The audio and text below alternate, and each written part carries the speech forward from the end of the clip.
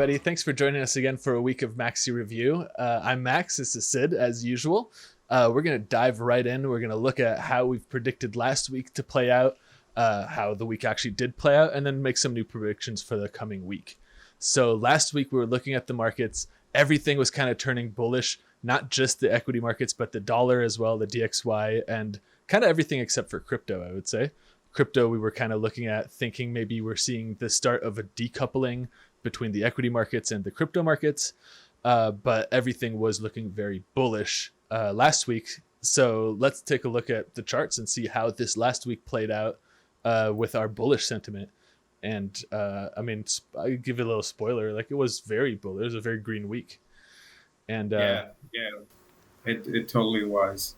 And let me screen share. Yeah, let's see some of the charts out. Let's see some of these charts. Yep. And yeah, so we have the SPY or the SPX, same thing. Okay. The SPY on the left side, the QQQ, which is NASDAQ, on the right. And last week for the SPY, we were actually waiting for an SR flip.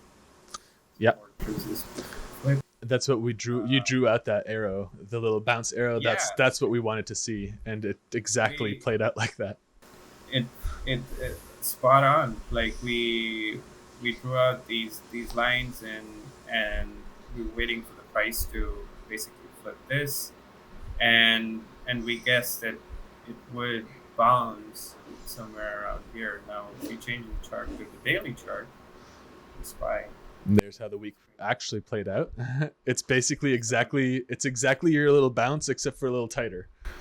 Here, that's exactly where it bounced, and it like flipped this line. Yeah, and that's literally last week. So you drew those lines before any of those candles got added to this chart. Exactly. So you guys can revisit the video. You can check it out on the YouTube channel. You guys can see how we draw support and resistance. Yeah. So seeing it bounce like that, that's what we wanted to see to confirm that line has indeed turned into support and flipped over from resistance, which is a very bullish thing to happen. So continuing our bullish sentiment here moving forward into the next week. Looks exactly. And also the SRSI, the Starch RSI, did a crossover where and that's also bullish. We did talk about how it can keep sort of like ranging there, flatlining. Yeah. By that you mean the SRSI can go all the way to 100 and just stay there. So it being at 100 is considered, the metric is showing that our asset is overbought, but it can be overbought for a long time. It doesn't mean that we're about to see the market turn. And when you say the crossover you're referring to, can you expand the SRSI one more time? So what we're looking at as the crossover is the crossing of the blue line over the orange line. So when the blue line is now above the orange line, that generally means the trend is moving up. And you can see that all the way up, the blue line is leading, to the left of the orange line. And then every time on the way down, that blue line will be to the on the other side, basically. So what you want to see, the orange line would overlap it and cross over. Yeah, so the orange line is basically like a more time weighted average, while the blue line is a little bit more of a real time. You could think about it like that. So the blue line is showing us the current real time indicator, while the orange line is kind of and here's how biased that sentiment is with time and averaging. So yeah, seeing it cross like that basically is showing us that the momentum is still there for moving up a little bit higher here in the current climate of this. Exactly. And the QQQ too. And so fucking rocket ship, dude. Yeah. We did an SR flip and we ended the green. We closed very bullish. The QQQ is you can see the SRSI now, it's starting to flatline. Yeah.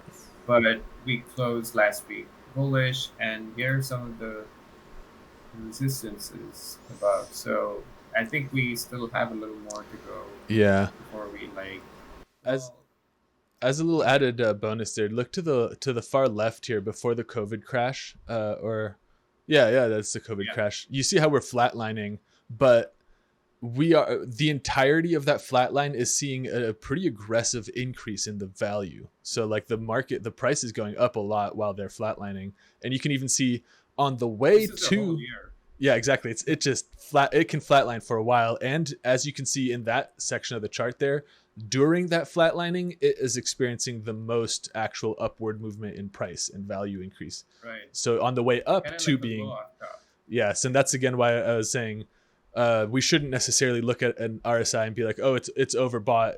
Maybe I'll wait for this to cool off. You can be waiting quite a long time and then missing out on potentially the biggest chunk of that uptrend. Exactly. Like for us, like we have our indicator, of course. Like Yeah. it's the Maxi trading buddy, and a printed bull, and we share this, and we had already shared this in the earlier video. This printed bull, and let's see, in March, Yeah. and we've just been going up. And we got a green strength band, which indicates bullishness, which goes along with the bull print. Yeah, and seeing that bull print and the green strength band put together like that, very, very bullish. Like we were saying when we first got that, it was like, hey, this is the weekly chart. Getting a bull print and a strength band flip here is significant. So it clearly is playing out that way. It's been both for the SPY and the QQQ. You can see how it's been spot on. Yeah. Laying tops and bottoms. Yeah, and so there is a couple times where it looks like it's being faked out there a little bit further back, but a lot of that you can see happens without the strength band flipping. So it would be a lot less. It would serve to bias my opinion a lot less if we're only getting a print and not a corresponding color flip of the strength band. So we have actually both currently on the weekly, and it's looking very bullish. It's looking very bullish, and also the monthly is coming up. The monthly close is coming up in a few days, and let's take a look. Yeah. Oh, and looking at the month, it's green. It's so green. It's pretty bullish. Like, and that's a QQ. Oh, and we have the candle. Hey yo. It should close above the green band. We still have a bear print, but we should flip bull pretty soon, I think. Yeah, if the month flips bull, that's great. That's great for people buying equities. Like long term, then I think it's safe to say that we buy. Yeah, I'd like to see that flip as well. It's also interesting that like even this entire bear market in the SPY, we haven't seen the strength band flip on the monthly yet. Right. It's just been such a what a strong market. I guess it was also an insanely strong market before it started to turn down. So right. Like where you have your bounce right now, we do need to see these months start to close above the strength band to get like that confirmation that we are going to flip. And obviously we want to see a bull print, which we haven't gotten yet. But if we do start closing above that strength band and get that bull print, that's all I need to be basically like a long-term bull again. Then we're back to like stocks go up. Yeah, it's meme time again. You've got to dust off your old memes. Time again. Long everything. Long everything. Leverage, double mortgage your house to buy QQQ calls. Yeah. That's of course not. That's of course a joke. Yeah. I mean, Don't do that. We're not recommending that. We're just kidding. Yeah. It's the market is going to be. It is starting to look very bullish, and I think you see quite a bit of this. Like the QQQ is breaking out a lot harder than the SPY, and I think a lot of that is QQQ again is the Nasdaq, so that's kind of the tech sector, whereas the SPY is the S&P 500, which is more of a general market overview, not quite as focused on the tech sector. And like we said a couple weeks ago now, the Apple's earning call really feeding the kind of both indexes, honestly, but also really more aggressively the NASDAQ index. And then this last week, we got an earnings call from Nvidia that just blew like the expectations away. Let's look at this. Nvidia also. The trading buddies like it was trying to tell me to do this. I wasn't paying attention to Nvidia. If I had been watching this chart, oh man, I would have probably acted on the bull print as soon as I saw the strength band flip there to green. So And that's I how mean, how far does it go up from there, from that print to where it yeah. is now? So I marked this out for us. So we had this like bull print in November Damn. last year, actually. Yeah. Oh, and again, Uh, notice how overbought we are, and all of yeah, that upward movement. I don't even know how much percent that. It looks like over yeah. 100, So over let's 100% or let's something. track it. Like all of It's it while like we're overbought. So it's a good takeaway.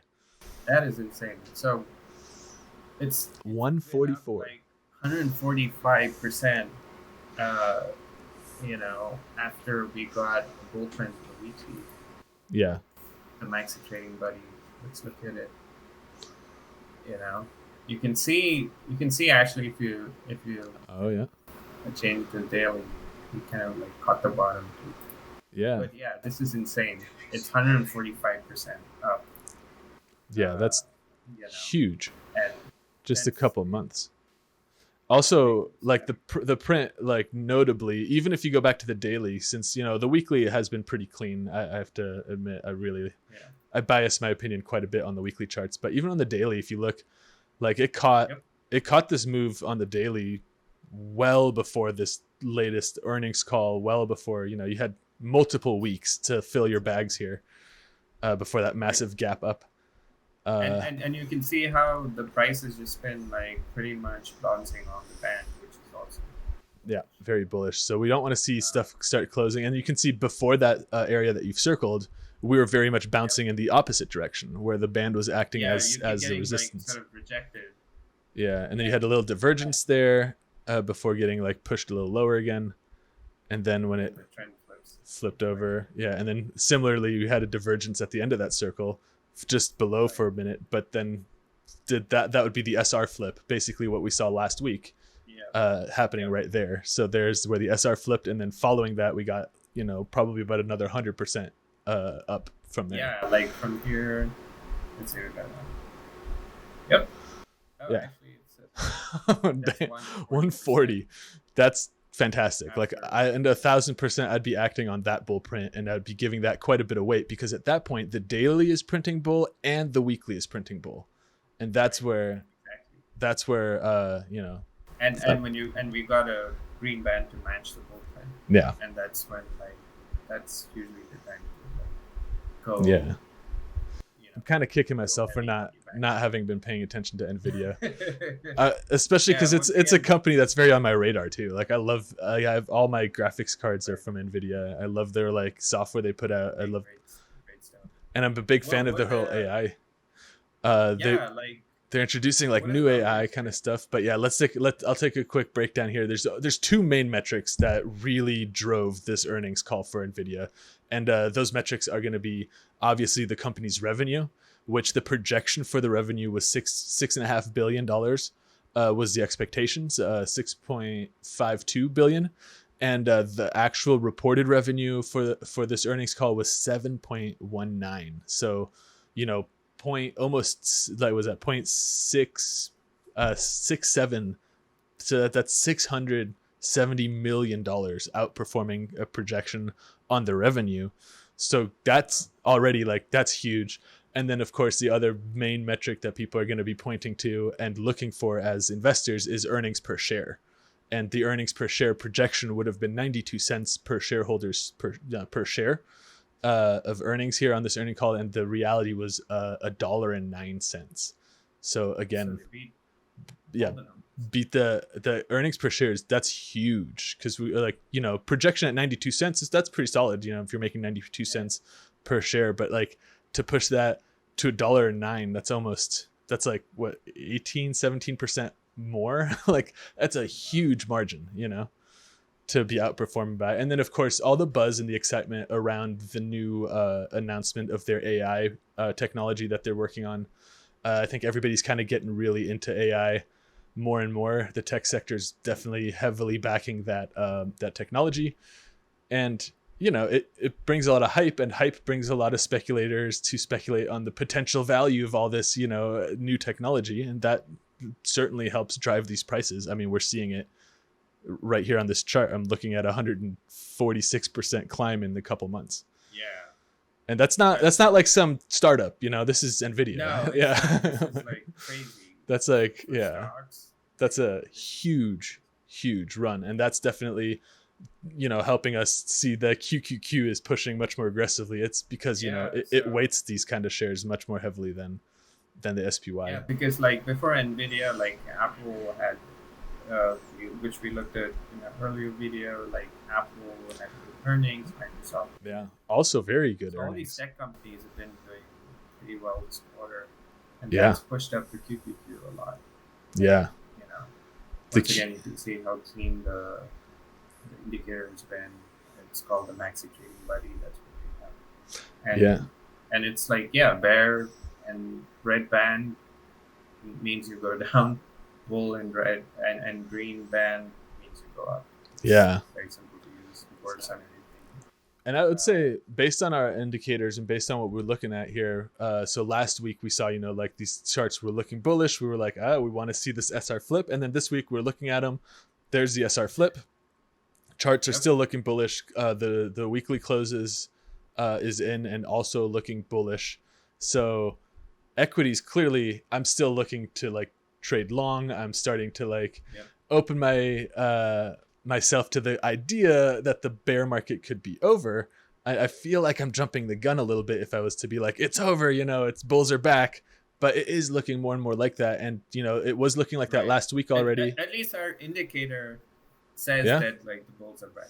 Yeah, exactly. And So then I like to like let it I'll be like, okay, I'll defer to you because it's been so accurate over time. That's like, yeah, I don't feel like it makes sense to me with the reality of like of the enterprise like sector right now, where like the supply chains are still not recovered. I would say the cost of goods across the market are up and have stayed up since inflation started, and it's not really recovering in a way that like you would expect it to be recovering to see this performance in the stock. So like all of this Right. kind of stuff makes me be like, I don't know, it shouldn't be so it does pumping. still seem a little frothy. It feels frothy. It feels like there should still be a recession on the horizon, but man, like that's not what the chart says. Like Right. at least not right now. Or, we could still get it. It can still come, but yeah, And- right now it looks like the next week or two probably going to see some more green. Yeah, exactly. At Yeah. least for the And we were kind of say pointing for at the that next few months, I think we're probably gonna like, we'll have to see if it like makes a new all-time high. Yeah. That'll be a big step, but at least if these are some of the resistances that it can like push up. Yeah. Um, If it does, before if it does, let's see, usually generally speaking, like the market takes, there's certain events, in like monetary policy that affect, the trend a little bit, in my experience, at least. And those are usually like the FOMC meeting will do that, right. when And they the next adjust. one I believe is it's next month. Let's see, we have also Discord. Oh yeah. Like this is for the community and sharing some big wins from the weekend. We were swing trading a little bit exactly. in the weekend. We were swing trading like 1000x forex. Don't Yeah. try this at home, Kate. Yeah, it was just for fun though, to show people how it's, Yeah. because you can do it from your wallet directly. You don't need a broker. You don't need like to send your KYC a picture of yourself like you're being ransomed, Right. holding like your passport. Like, don't smile, just hold your passport. And like those weird, you don't need any of that. Just sign in with your wallet. Bring 100 USDC, and you can add 1,000x leverage and trade $100,000 worth of forex. With Right, with exactly. razor thin I margins. think you should give some context. Though, man. Yes. So I think so. What we're talking about is using a DEX. Yeah. Or maybe just give them a little bit.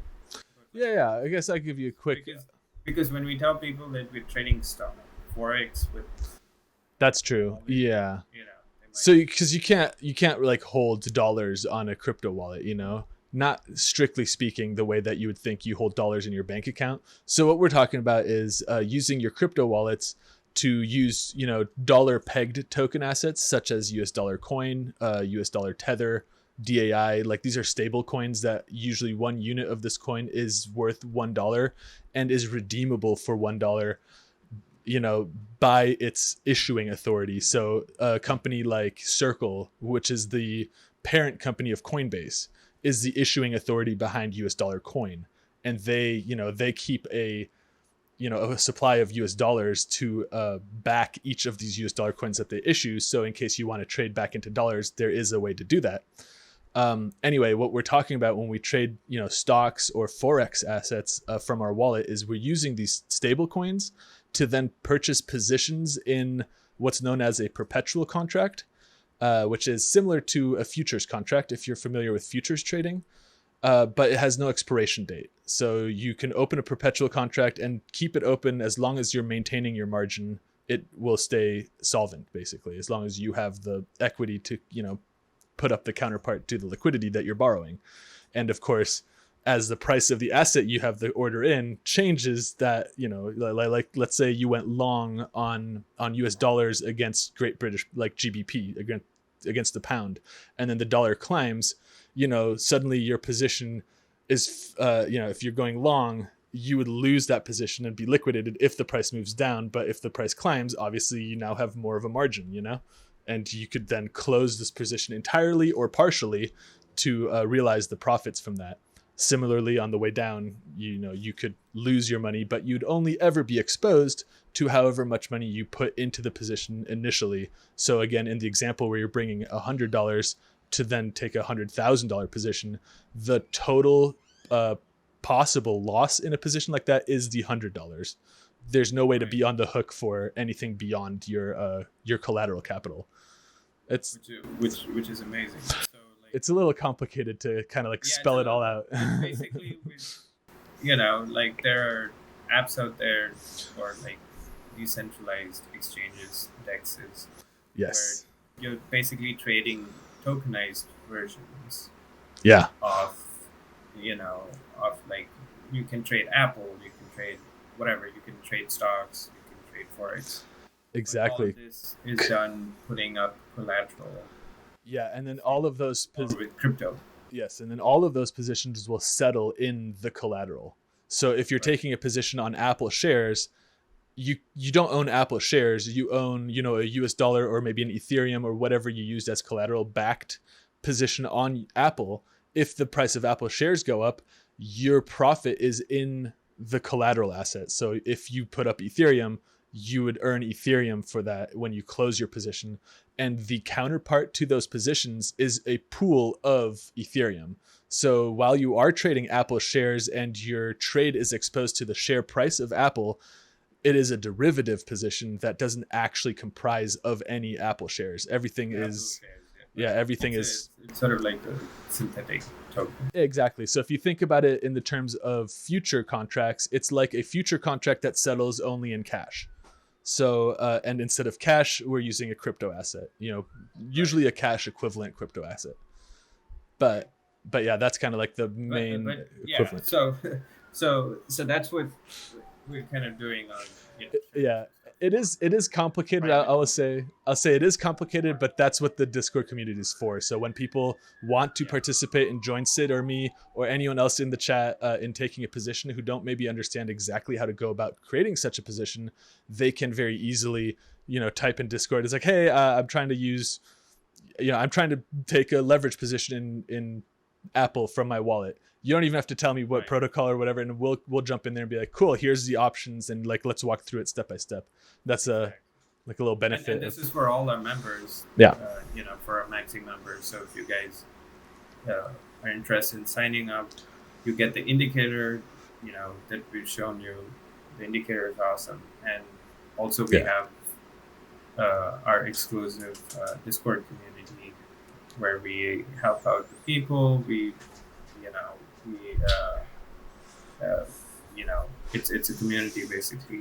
Yeah. And then you guys have access to a lot of other stuff, research articles and stuff. Yeah. So we put out the articles, and then also write up tutorials and create tutorial videos to explain some DeFi protocols, because all this stuff isn't super. Even the stuff we're talking about right now, it's pretty high concept DeFi stuff. Yeah. Most people aren't trying to do that.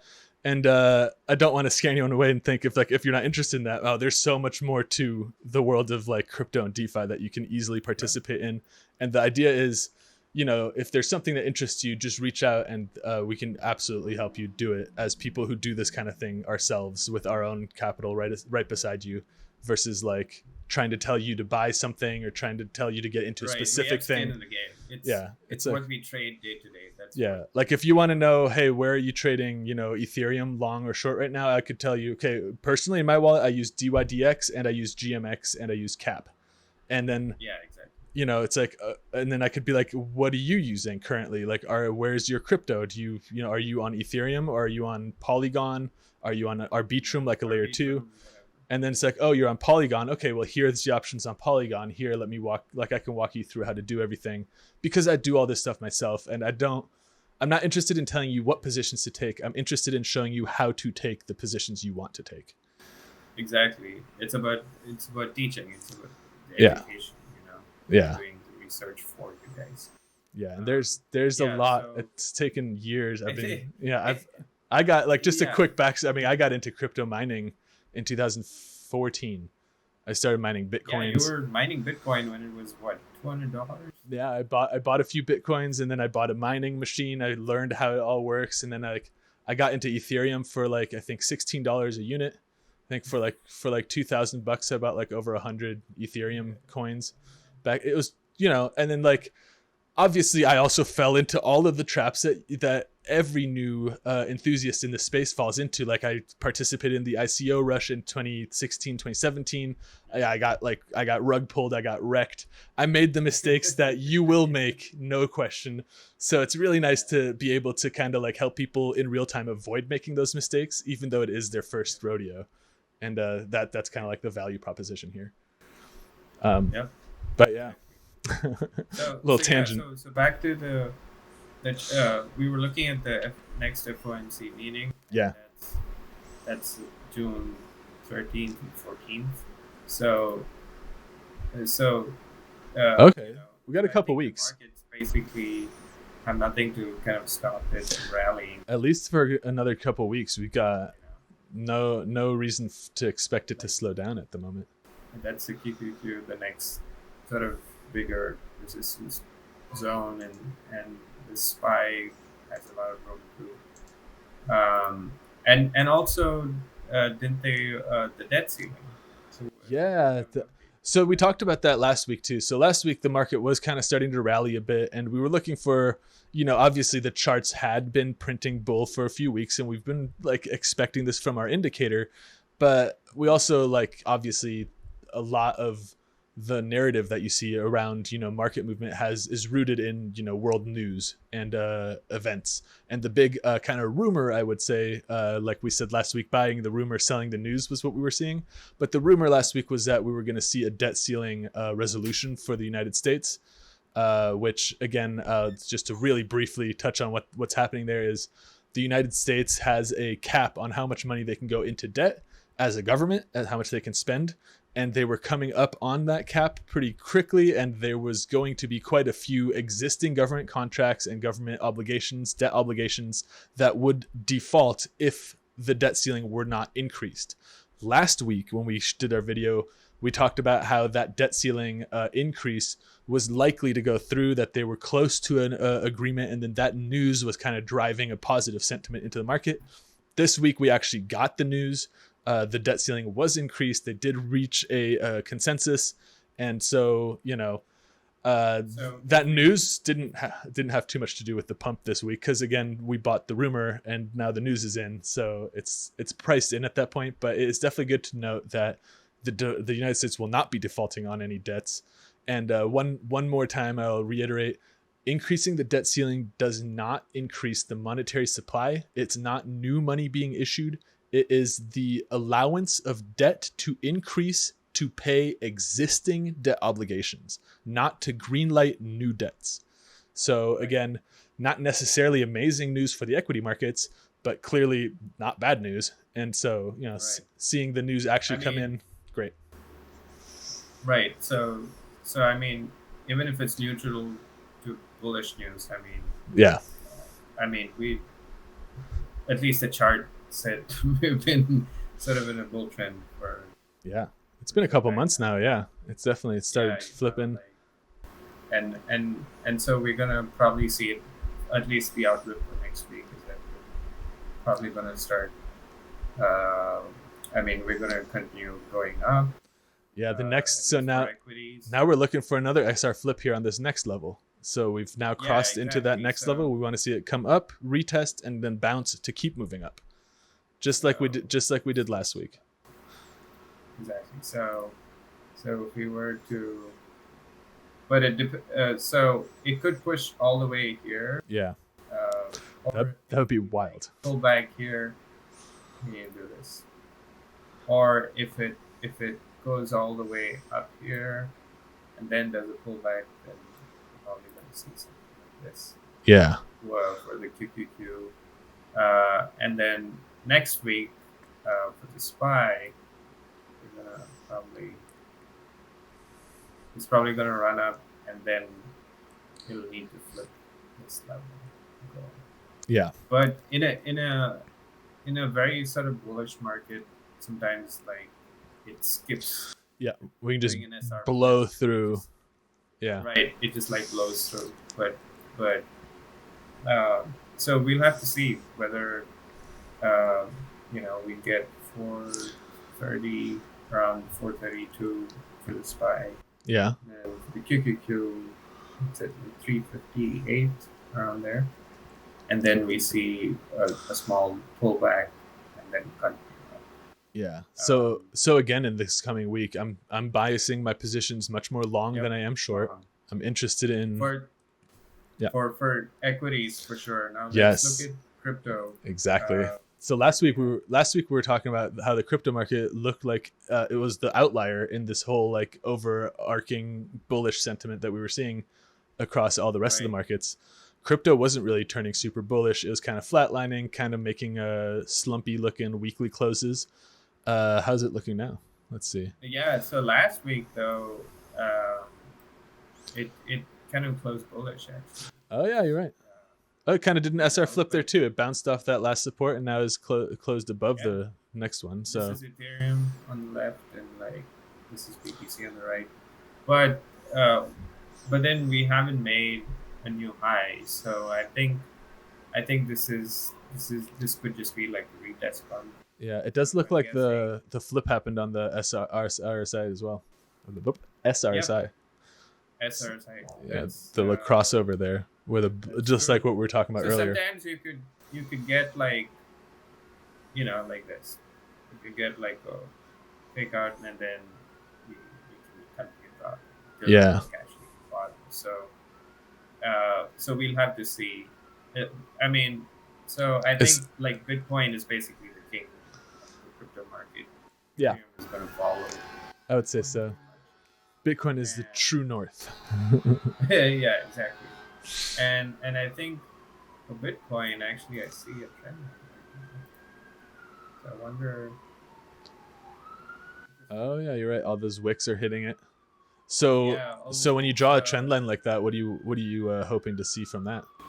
So usually like whatever time frame chart, like I catch the wicks. Like if it can be either at the top where it keeps where it's just like visually makes sense to me, right? Like Yeah, if you see price kind of like continuously getting rejected and it's sloping down and it makes a clear line, I yeah, take the wicks. Uh, you know, it's then you can kind of draw a trend line like I would. So you take the highest point of the wicks, mm-hmm. and and and so we'll have to see if it like closes above or it just like gets rejected here. This is on the So weekly we'll chart have still, to. right? Yeah, this is still the Okay. weekly Yeah, chart for Bitcoin. I don't really see a trend line for Ethereum. yeah, not quite. But say like Ethereum going up, see, Yeah, this was a trend line, just to show you. This would have been a trend line, and then we had a blow off top or a bull trap, and then we closed back. So going above the trend line and closing back below, that's not good news. That's called a deviation. You go Yeah. up, you come back down. So I think a lot of people might might be uh, expecting this to be that like crypto resumes its bull market. Yeah. I don't think it is. That's personally, I just think that like this is probably the top. Even if we like take out this previous top with another sort of like fake out, it goes up about here. Yeah. Um, if something like that could happen, I don't know. But that doesn't mean that like that's we're gonna make like all time highs. I Yeah. think at least for now, it's looking like so. Even if this like trend line breaks, for example, it closes about, you can still take out the last high, double top, and then go back down. Yeah. If it gets here, So you're still that like not convinced of like the same bullish sentiment we're seeing in the rest of the equities market is not really translating over into the crypto space.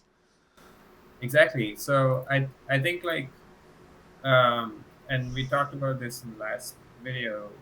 It does seem like the correlation between crypto and and and equities are kind of breaking, and like we talked about earlier, like in 2000, I'm going to take out all these lines. In 2019, this was the last bear market. Yeah. So you can see price how like this is Bitcoin on the weekly again. You can see how like we got sort of like a pre halving or halving Yeah. pump Yeah. where Halving. it basically retested the weekly resistance. So we got a bull and then a bear again, and then we kind of like bounced on support here, Yeah. uh, Oh and yeah. then the actual bull market started. So it's possible we I see think the same low that we have already visited, like around 16,000 on Bitcoin there, like 18,000 maybe. exactly, and this is interesting. So if you look at this, right? I'm just saying this now. Yeah. So we, this was a high. We sort of did a double top here, and that that's what I'm saying, that could Oh yeah. happen right here. That would really mess a lot of people because they, Yeah. once they would have a lot of people would have longed here thinking that, oh, this is Yeah. New all-time highs this incoming. is yeah, all Yeah. time highs are incoming only to like fall back down. So I would And be aggressively too. Like that fall back down was like all the way back to the low from yeah, previously. So we went all the way from, was that 12,000 all the way back to like under 4, or maybe yeah. right at 4. With the I, COVID crash, like yeah. there you go. That's like Yeah. 65%. It was funny the first time we were trading these crashes. I did some consulting work with somebody who was running a Bitcoin mine, and it was like Bitcoin had literally just all time high at like 18, almost 20,000 or something, and it This was like, yeah, it was like on its way back down. yeah. Yeah, 2017. That sounds about right. And we were at like 16K or something, and this person was like asking like, what's the best, basically the consultant, the question was, what should I do with my assets? I have all these miners, I have all this money, this is the cost of my electricity, what should I do? And my whole take was like, well, what's your goal? Do you want more Bitcoin or do you want more money? And they were like, oh, I'm trying to make money. And it's like, okay, sell everything and I was like, buy it back at 6K. And that was at 16,000. And I mean, it worked out so well. This person also had like over 40 Bitcoins. So like that advice worked really well for them. But Wow. they also had a business partner that hated the advice because the business partner was running the mining operation and Right. they didn't put up any of their own money. It was all like this financier, and the Oh, financier was the it's all good. person who hired me to consult. And then they were on the call Right. as well, and they're like, every time I was like, if you want to make money, you got to sell all your shit now, like funds over, we just hit 20K, but the guy was just like, no, like we can do it, just like trying to like, We're gonna go to like 100K. yeah. But it's definitely like, I even at that point I was like, we're gonna see 6K again, but we saw like 3K again, Yeah, we so saw like 3K. I started because buying back at 6K. I followed my own advice. I usually, I'm not just giving advice and then not doing the same shit.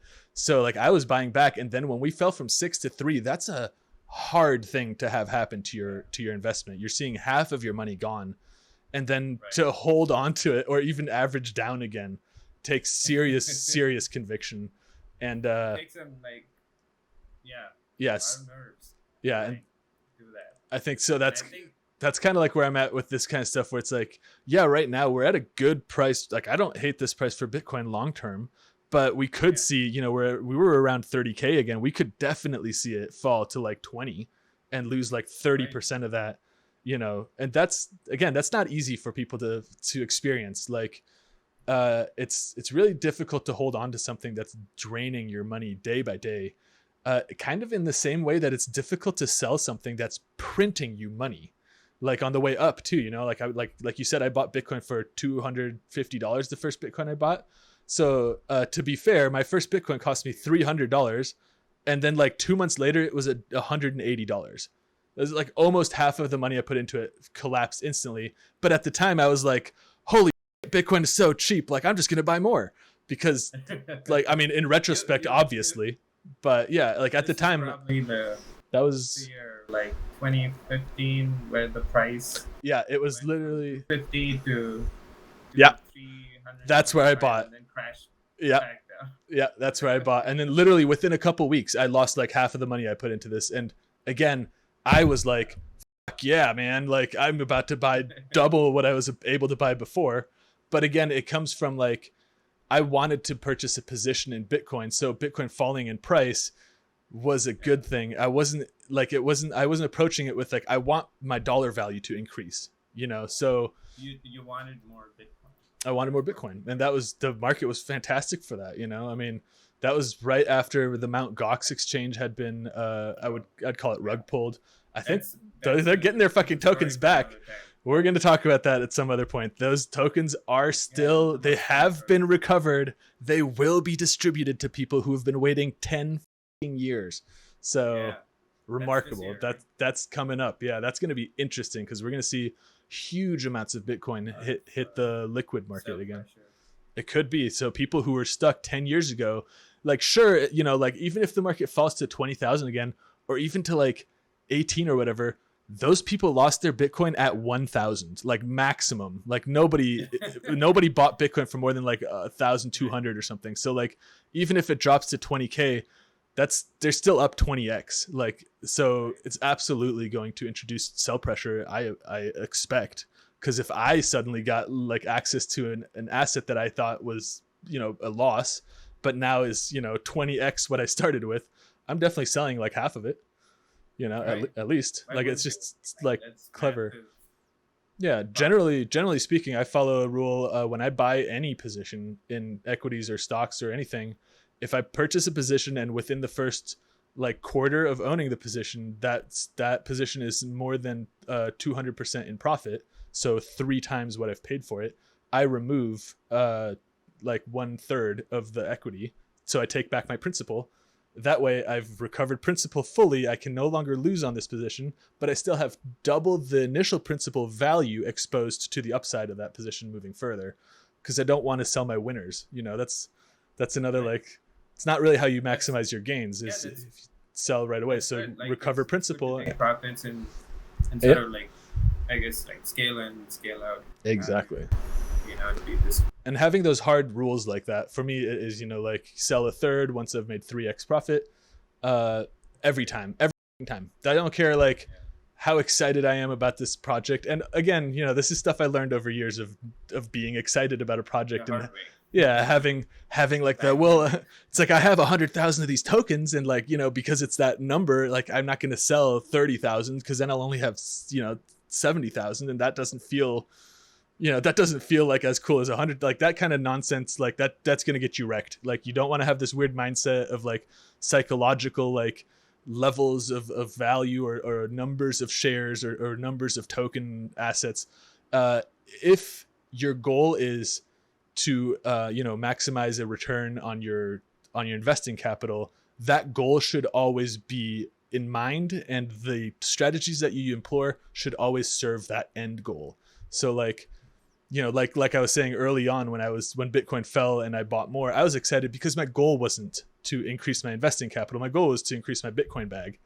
And now that I've shifted like strategies, and now that I like have enough money to have an investment capital that is worth protecting and building over time, now I have a much different approach. And I think it's very much worth noting that these weird psychological numbers of like, oh, I have one full Bitcoin, for example, it's like, so I don't want to sell it because then I'll have less than one. Like, I totally empathize with that. I understand 100%, but man, don't do that. Yeah, I don't do that either. Like, Yeah. in fact, like, honestly, I hardly ever have any more Bitcoin. Like, I load up, Yeah. when I see this pullback, and then we start forming a base for the next bull run. Nice. And, Exactly. Because your goal isn't to have a biggest bag of Bitcoin. It's to trade with the most, trade maximize and, my profit. Multiply my money. Yeah. And it's again, and that's what I was saying earlier. It's really hard. Like, if you do buy Bitcoin, let's say like right now you bought Bitcoin, at $15,000, like at the bottom of this chart here that we're looking at on the screen. Yeah. And like you bought that and then it jumped up to 30, like you doubled your money, and it's, it's still climbing on the chart. It gets really hard to be like, oh, let me sell this asset that just doubled over like the last couple of months. But that's where the discipline comes in. That's where, as an investor, you have a plan, you have a strategy, and you're following your plan. You're not making these decisions on the fly, just like with the hard rule of like selling a third at a 3x. That is a plan. So when a 3x happens, again, I don't care how like many dogs are on this coin, or like how many Pepe frogs or like whatever. Yeah. How many like influencers are tweeting about this right now. The rule is met and the strategy needs to be stuck to. And the reason for that is because I am an investor, not a speculator, and an investor has a plan, has a strategy, and is following that strategy and that plan, and is updating their strategy based on, like what we're doing now with these chart readings. We're going to see, okay, I like we're saying, oh, I'm looking to take more long positions this coming week. Again, it's a strategy more than it is a reaction to market conditions. And it should always be that when you go into investing into anything, you should have a plan. Like when you buy a share of something, you should know at what price are you willing to sell this, or at what price will you sell it? Not at what price will you consider selling it, where will you sell it? Like, you should have that in your head. At least I think so. But absolutely. Yeah. Thanks for letting me rant a little bit about no, I think investing. These are important tips, especially when you're starting out trading. Yeah, it's so easy to fall into this, like all the mistakes that both of us have made. Yeah, everyone's made these mistakes. Yeah, and it's so easy to fall into that. It's so easy to like make those mistakes, and literally everybody, I think everybody has this idea of like, I won't make these mistakes. I know what I'm doing. And even now that, I've been doing crypto stuff, for example, for like 10 years, and I've been participating in like the development communities for probably like 6 of those years. And like, I know what's happening in the DeFi space pretty well. Like, I'm relatively in touch, but like, nah, I'm not under the impression that like there's not new things to learn or that I have it figured out. Yeah. I definitely don't. And the second I do feel like that, you gotta check me, Sid. You gotta be like, yo, that's not a thing. There is no point in which people have this like down. It's an evolving market. It's an evolving asset class, and it'll always have more things for us to learn, more things for us to be aware of, and to keep developing our understanding. So there should never be a time where I'm done learning or feel like I know what I'm doing. I think that's where it gets dangerous, when you're like, oh, I know what I'm doing. Right. Like, I'm gonna, and it's you're like complacent, you're comfortable. Yeah. It's the same thing with trading, like that's constantly, even if there aren't like new things to learn when trading, but it's like you have to keep your, you have to keep your like skills sharp. Yeah. And you just keep doing that by like practice. Yeah, and so you get consistency, like, better and better. Yeah, and consistent, like you said, like consistency is so important. Yeah, That's a big part of why we want to do these videos weekly too, so we can kind of give that consistency of our impression here, and hopefully people can follow along and like start to make their own assessments, and seeing that doing it every week does kind of lend itself to being much more inductive to like learning how to do it, versus trying to watch one video and being like, okay, I got it, like I know what I'm doing. But yeah, Exactly. no, So, I think that kind of covers So, yeah, everything we so- wanted to talk about this week, right? What do you think? yeah. Was there yeah. anything else? Yeah, I think so too. Yeah. It wasn't like an uneventful week, very eventful actually.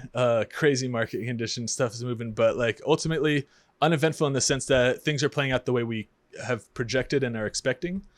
And that's great. I love seeing that. It's nice to be right week over week. Yeah. And it doesn't mean you'll be right next week, but for now, confidence is growing. The market sentiment seems to be like improving. Yeah, the probability of it like ending next week in the green is high for equities at least. Crypto, we don't know.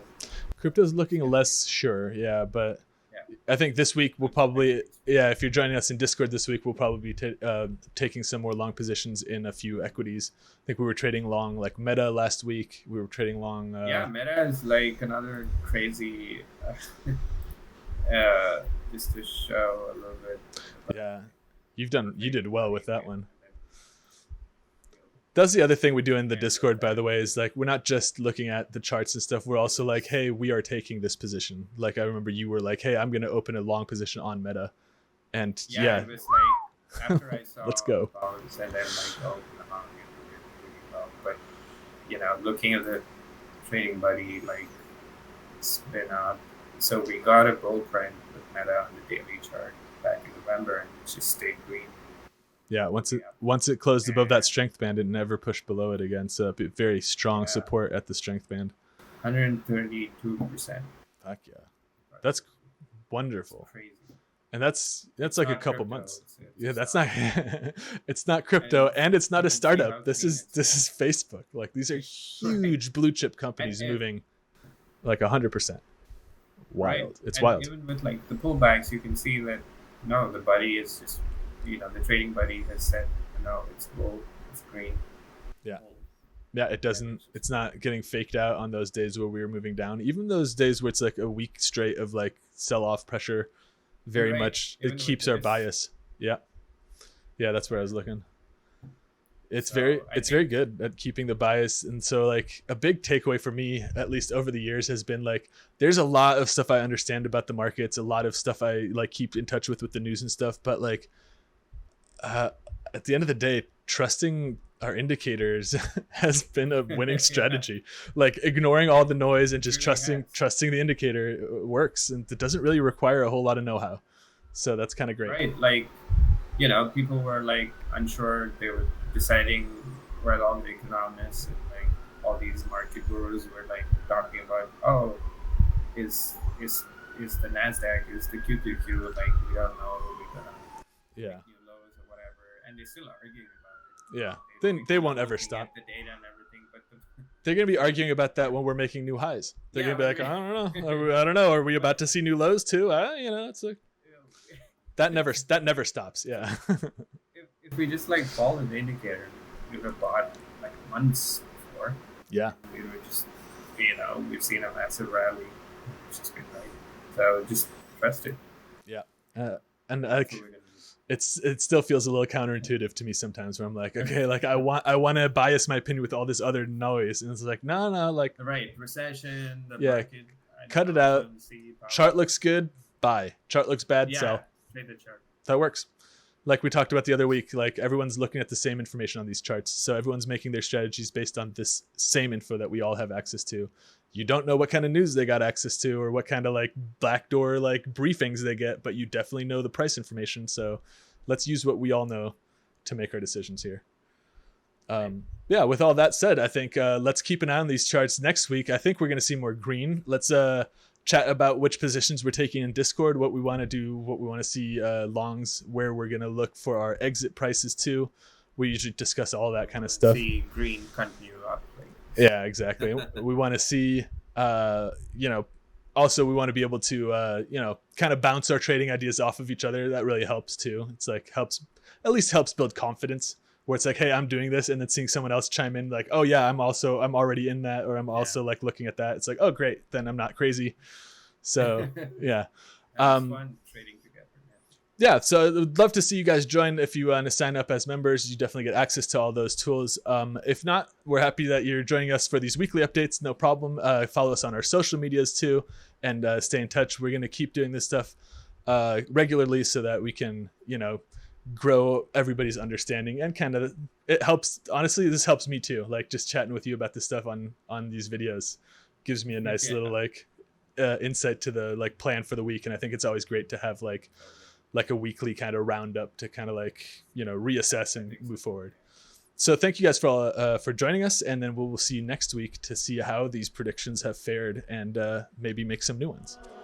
See you guys.